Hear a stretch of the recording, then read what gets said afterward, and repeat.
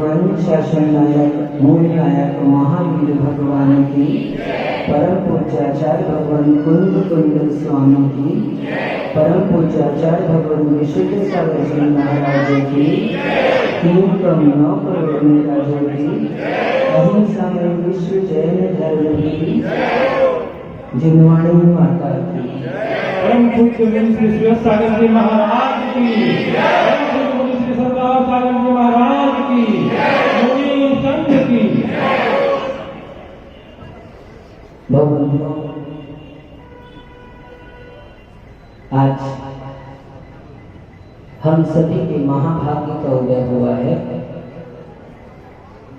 जो ऐसे पावन पुनीत अवसर पर सर्वज्ञ प्रभु की ये देशना हमें प्राप्त हो रही है। आज सभी की निगाहें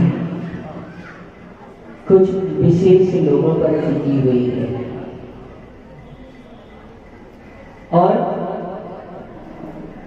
और सभी के मन कुछ प्रसन्न है और कुछ दुखी है। क्या प्रसन्नता के साथ में थोड़ा दुख भी है, खुशी के साथ में थोड़ा सा गम भी है, चेहरे में मुस्कान जरूर है, लेकिन अंदर किसी कोने में एक बात दर्द की रखी हुई है।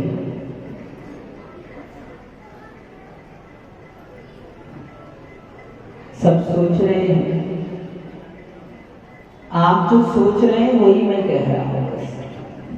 आप लोगों का मन क्या कह रहा है वही मैं बताने वाला हूं।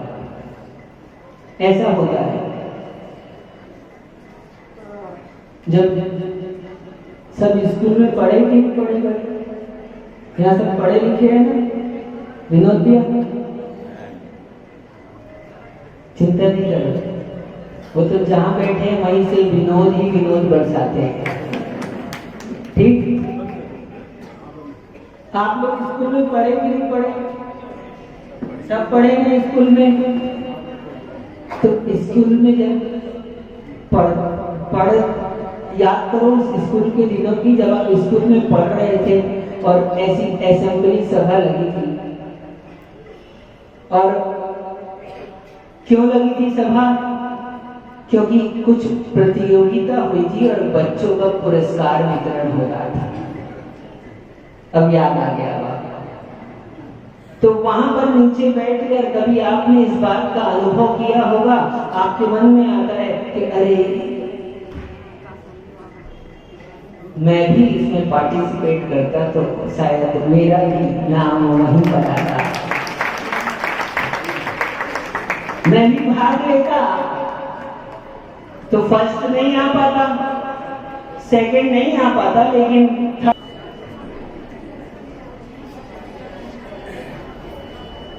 जसपुर की लाइट, क्या जसपुर की लाइट और जसपुर का माइक, ये दोनों हमको ये बताते हैं, आप लोग गलत सोचते हैं, ये दोनों हमको ये बताते हैं कि जीवन में पुण्य और पाप का कोई भरोसा नहीं। कब हमारे जीवन में पुण्य चलते चलते पाप का उदय आ जाए और कब जीवन की लाइट कनेक्ट हो जाए और कब डिसकनेक्ट हो जाए।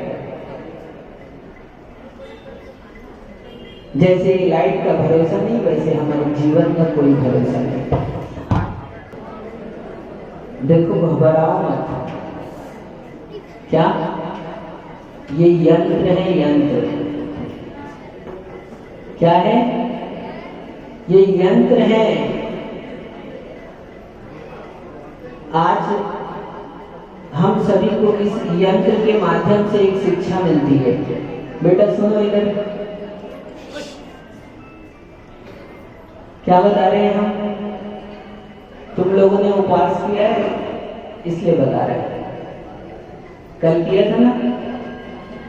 कुछ नहीं किया था? सुनो ध्यान से, हम कह रहे थे ये यंत्र है और ये यंत्र इस बात की हमको शिक्षा देते हैं। विनोद भैया, यदि जीवन में लगे कि हम सब कुछ कर सकते हैं तो एक बार इस घड़ी को याद कर लेना। सम्यक, यदि जीवन में लगे कि हम कुछ कर सकते हैं तो एक बार इस घड़ी को याद कर लेना। आप पैसे दे सकते हो, आप आदमी खड़ी कर सकते हो, आप मशीन व्यवस्था कर सकते हो, आप करंट की भी व्यवस्था कर सकते हो, लेकिन इसके बाद में भी कुछ है। इन सब कार्यों को करने के बाद में भी कुछ है जिस पर हमारा बस नहीं चलता, जिसको हम नहीं कर सकते। संयोग है, ऐसा ही संयोग है। ये सब लोगों ने, इन लोगों से पूछना, इन्होंने भी नहीं सोचा होगा हम 10 लक्षण करेंगे, 10 उपवास करेंगे। अर्पित, हाँ, लोग कहते हैं महाराज एक आसन करना भी जिसके लिए मुश्किल है, क्या वो भी दौड़ में फर्स्ट आ गया।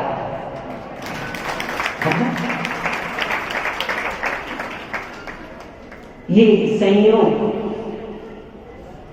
अपने मन से सोचा हुआ कार्य अपने अनुसार हो जाए ऐसा जरूरी नहीं है। बहुत कुछ हम सोच के रखते हैं लेकिन होता नहीं है वैसा, और नहीं सोचा हुआ काम हो जाता है। कोई एक उपवास करने के मन से बैठा था, कोई 2-3 के लिए मन से बैठा था, और कोई 5 उपवास करने के मन से बैठा था, लेकिन सबने 10 कर दिए। और इसने तो इसने तो पूरे जसपुर का नाम ही पूरे देश में फैला दिया।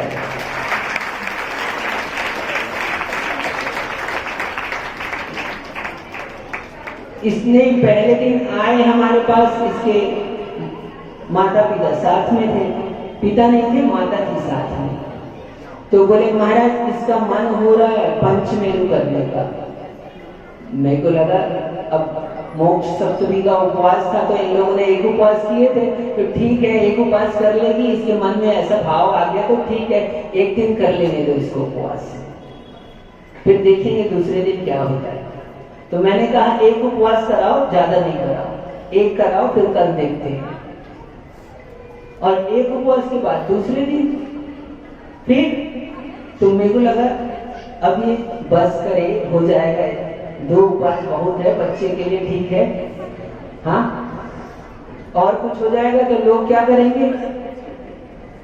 ऐसे कोई बीमार पड़ जाए तो कोई कुछ नहीं कहेगा, ऐसे अस्पताल में जाना पड़े तो कोई कुछ नहीं कहेगा, और उपवास करे थोड़ी पीड़ा हो जाए तो मान लो बीमार हो जाए, कोई तकलीफ हो जाए तो हॉस्पिटल हम ले जाए मान लो कोई कारण से, तो क्या कहेंगे लोग, मना किया था, मानते नहीं है बच्चे लोग। हाँ 10 उपवास करने के लिए पीछे पड़े हैं, क्यों?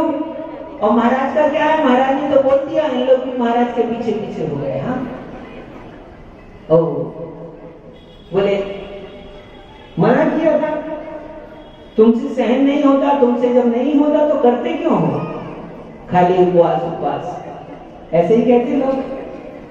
हाँ धर्म के काम में कुछ बिगड़ता है तो धर्म को आगे कर देते हैं और नाम धर्म के ऊपर में, गलती होगी तो धर्म के ऊपर में, ऐसे जैसे कभी कोई बीमार नहीं पड़ता घर पर।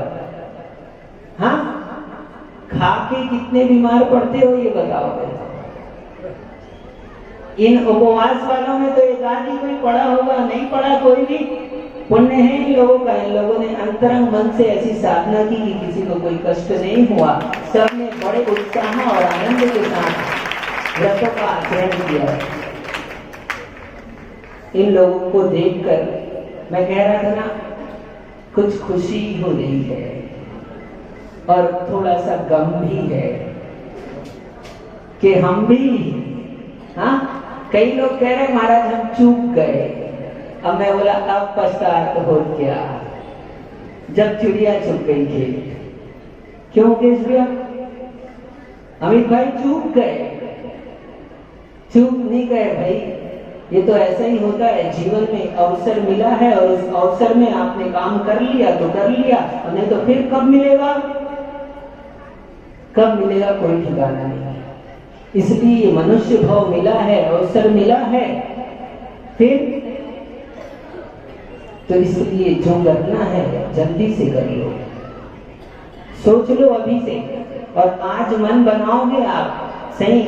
वास्तव में आप इन 10 उपवास वालों की अनुमोदना करने नहीं आए, आप अपने 10 लक्षण की तैयारी करने आए हैं यहाँ पर। मैंने कल कहा था, जो जैसे जिसके भाव जैसे होते हैं, जो जिस कार्य की अनुमोदना करता है उसको वैसे कार्य की प्राप्ति होती है। यदि आप पाप के कार्य की अनुमोदना करते हो तो आपको पाप में जाना पड़ेगा, और यदि आप पुण्य की अनुमोदना करते हो, व्रतों की अनुमोदना करते हो, तो आपके जीवन में भी ये व्रतों का अवसर आएगा।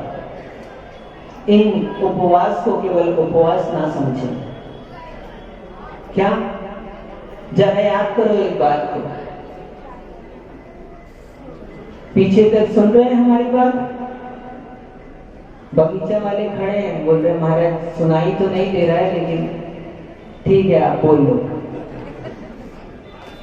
आ रहे? अच्छा आ रहे बोल रहे।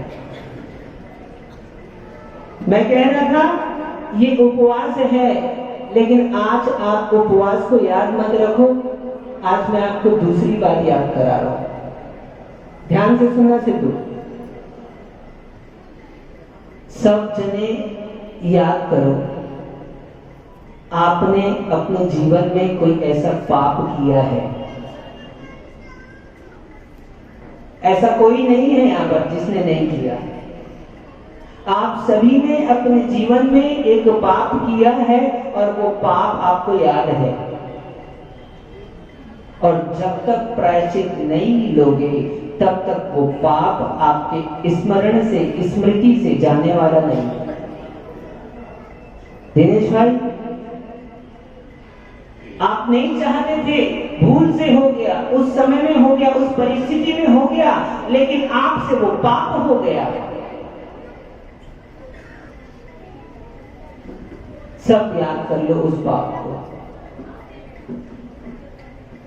आ गया याद? दूसरे को मत देखना, दूसरे को देख के होगा भी क्या? दूसरा दिखता बाहर से अच्छा है, अंदर से कौन कैसा है? अंदर से सब हम एक जैसे हैं। कैसे हैं? हम सब अंदर से विनोद एक जैसे हैं। याद करो वो पाप। आ गया याद? कब भूलोगे? सुनील भैया, कब भूलोगे? चीनू, याद आ गया? आपने जीवन में जो पाप किया है, उस पाप को यदि आप लोगों की जरूरी बात ना हो तो मैं कह देता हूं, कह दूं। देखो, हमारी सभा में थोड़ा संभल कर बैठना पड़ता है, क्योंकि लोग कहते हैं हम किसी को छोड़ते नहीं। हम छोड़े क्यों? हमारे ही अपने समाज के लोग हैं, अपने भाई बंधु हैं, इनको छोड़ देंगे तो हम कहां जाएंगे?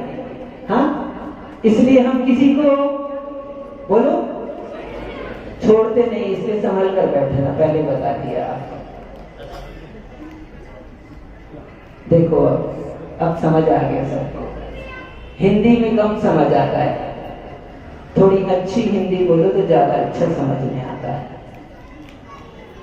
आ गया ना? क्या कह रहा था मैं? पाप याद आ गया आपको।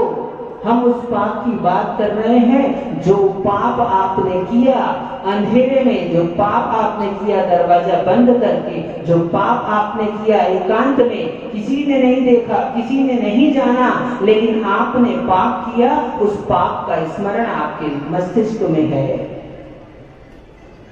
अब कब नष्ट होगा? कितना भी धर्म करो, कितने भी पूजन करो, कितना भी पाठ करो, कितना भी अभिषेक करो, कितने भी महाराज को दान दो, लेकिन मरते वक्त तक यदि आपने प्रायश्चित नहीं किया तो वो पाप आपके स्मरण में बने रहने वाला है। वो पाप आपके स्मरण में बने रहने वाला है। और तो और केवल इसी भाव में नहीं, पंकज भाई, जाके अपने गोंदिया वाले सभी साथियों से कह देना, महाराज ने बहुत काम की बात बताई। जो पाप आपके स्मरण में है, वो हो सकता है इस भाव में आप ना भूल पाओ, और इसी भाव में नहीं, अगले भाव में भी वो पाप आपको याद आएगा। किसी न किसी तरीके से आपके स्मरण में आ जाएगा। वो संस्कार आपके भीतर हैं। बस रुक जाओ। अब मैं बात पाप की नहीं कर रहा। क्या आपको पाप स्मरण में आ गया हो ना? रुपया याद भले ही आ गया हो आपको, लेकिन मैं बात उस पाप की नहीं कर रहा। अब लौट कर आओ जरा इधर। इन लोगों ने जो उपवास किया है, इन लोगों ने जो 10 दिन व्रतों की साधना की है, अब ये जीवन के अंत समय तक इस अपनी साधना को, अपने इस काल को कभी भूल नहीं सकते। जैसे पाप हमारे स्मरण में चला जाता है, गहराई से भीतर ही भीतर, अंतः अवचेतन मन में प्रविष्ट हो जाता है, ऐसे ही कुछ जीवन के ऐसे अवसर होते हैं, क्षण होते हैं पुण्य के, जो हमारे अवचेतन मन में प्रविष्ट हो जाते हैं। तो आप ये मत सोचो कि 10 दिन आपने साधना की और हो गया। अब ये 10 दिन की साधना तुमको भगवान बना देगी। क्या ये 10 दिन की साधना तुमको भगवान बना देगी यदि अब इस साधना का आप स्मरण बना के रखे रहे तो। और निश्चित मान के चलना, यदि आपने अंतरंग से भावों की विशुद्धि के साथ इन व्रतों को, इन उपवास को किया है, तो जैसे पाप मरण तक नहीं नष्ट होता, ऐसे ही आपकी ये साधना की विशुद्धि, हाँ, पाप करने में कितनी देर लगी थी? थोड़ा सा समय लगा था, क्षण मात्र के लिए पाप किया था, लेकिन आज भी उसका स्मरण होता है और आज भी हम उसका रस ले लेते हैं। क्या? जैसा रस उस समय में मिला था, भावों का रस जैसा उस समय में मिला था, हो सकता है अभी ना मिले, लेकिन अभी भी आप उस पाप के स्मरण का रस लेते हैं। पाप को याद करके भी रस आता है। आता है कि नहीं आता? सभी को अनुभव आता है। ऐसा कोई नहीं है जो इस बात से इनकार कर दे। आपको उस पाप के रस का स्मरण आता है, बस ऐसे ही समझ लेना। इन लोगों ने जो 10 दिन साधना की है, अब 10 दिन के बाद तो ये खाने लगेंगे, लगे ना खाने, संभल कर खाना लेंगे। क्या? मैंने कहा था 1 दिन उपवास करो तो 2 दिन हल्का भोजन करो, 3 दिन उपवास करो तो 6 दिन हल्का भोजन करो, 5 दिन उपवास करो तो 10 दिन हल्का भोजन करो, और 10 दिन के उपवास किए हैं तो समझ जाओ आप। बोले महाराज 10 दिन तो हो गए, लेकिन अब समझना, अरे अब तुम्हारी साधना प्रारंभ होती है। वास्तव में अब साधना प्रारंभ होती है कि अब तो, तब तो पता था नहीं मिलना है और आप जाते भी नहीं थे, और अब सामने रखा होगा, लेकिन तुम्हारी साधना ये है कि तुमको खाना नहीं है। क्यों? यदि जीवन में उत्कर्ष चाहते हो, शरीर का स्वास्थ्य भी और मानसिक उत्कर्ष भी, तो ये थोड़ी साधना और करो। तो मैं कह रहा था कि रस मिलता है, रस आता है, पाप का काल थोड़ा सा होता है, उस पाप का रस हमको याद में आता है, स्मरण में आता है। ऐसे ही ये भले ही 10 दिन के लिए इन्होंने उपवास किया, अब ये उपवास का रस इनको आएगा, उपवास का स्वाद इनको आएगा। जब कभी भी स्मरण करेंगे इनको ये उपवास का स्वाद आएगा। ये इनकी साधना दिनों दिन वृद्धि को प्राप्त हो। आज 10 किया है, फिर और, हाँ, कुछ लोग खुश हो रहे हैं, कुछ लोग सोच रहे हैं महाराज बस हो गया, इस बार तो कर लिया कैसे तैसे, हाँ, अब तो भैया नहीं, अब नहीं होगा। घबराओ नहीं, सब होगा। जब 10 हो सकता है तो 16 भी हो जाएगा, इसलिए चिंता मत करो। ठीक, देखो हर चीज के लिए माहौल होता है, हर चीज के लिए माहौल चाहिए होता है, बिना माहौल के काम नहीं होता। अरे कोई मूवी रहती है, ये सम्यक मोबाइल में देखता है, लेकिन पैसा खर्चा करके विनोद के थिएटर क्यों ले जाते हो आप बच्चों को? हाँ, आईनॉक्स कहाँ ले जाते हो? अरे वही मूवी तो है, देख लो मोबाइल में। क्यों? माहौल होता है वहां भाव अलग होते हैं, वहां पिक्चर देखने का मजा अलग आता है। आता है कि नहीं आता? तो बस ऐसे ही ये 10 लक्षण पर्युषण के पर्व है, इसी समय होता है। अब आप इनको पैसे भी दो कि तुम 10 उपवास करो, तो अब कोई तैयार नहीं होगा। है कोई तैयार? ये है माहौल का प्रभाव, ये है काल का प्रभाव। इस पर्व के दिनों में विशेष उमंग और उत्साह होता है, और उस समय में वो कार्य करें तो हो सकता है। ऐसे ही हमारे जीवन में उमंग और उत्साह होती है जब धर्म के प्रति, और तब हम धर्म का काम करें तो हो सकता है। कल कितने ही लोग देखो, हाँ, कल हमने बस ऐसे सहज रूप से कह दिया, मन में आया था तो कह दिया कि भगवान को चांदी के रथ में निकालना अगले बार, तो विनोद भैया सबसे पहले तैयार हो गए कि बोले हम कोशिश करते हैं। बोले चालू हुए तो सब लोगों का भाव बन गया। हो गया कि नहीं हो गया? नहीं, खुश नहीं हुए लग रहा है। हाँ, अच्छा हो गया। कितने ही लोग तो मेरे पास आकर कह रहे थे, बोले महाराज वो रतन भैया गए, वो रतन भैया कह रहे थे, बोले महाराज हमारी तरफ से 5 किलो बोल दो, आप बोल देना, बोल रहे थे। मैं बोला मैं काय को बोलूं भैया, आपको दान देना है, आप बोलो, हमारा नाम काय को लेते हो? बाद में बोलोगे कि महाराज ने बोला था इसलिए। अरे भैया हम नहीं बोल रहे हैं, देखो हाँ हम तो प्रेरणा देते हैं, हम तो निमित्त होते हैं मात्र, लेकिन देना किसको है?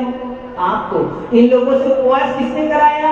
अभी सुबह सुबह आए थे पवन भैया, वकील साहब जी हमारे वकालत अच्छी करते हैं, तो उन्होंने कहा महाराज ये सब आपका प्रभाव है, आपके प्रभाव से हो गया। मैंने पवन भैया से कहा भैया हमने क्या किया? हम तो यहाँ बैठे थे, बेचारों ने भोजन इन लोगों ने छोड़ा, त्याग इन लोगों ने किया, तपस्या इन लोगों ने की, हमने क्या किया?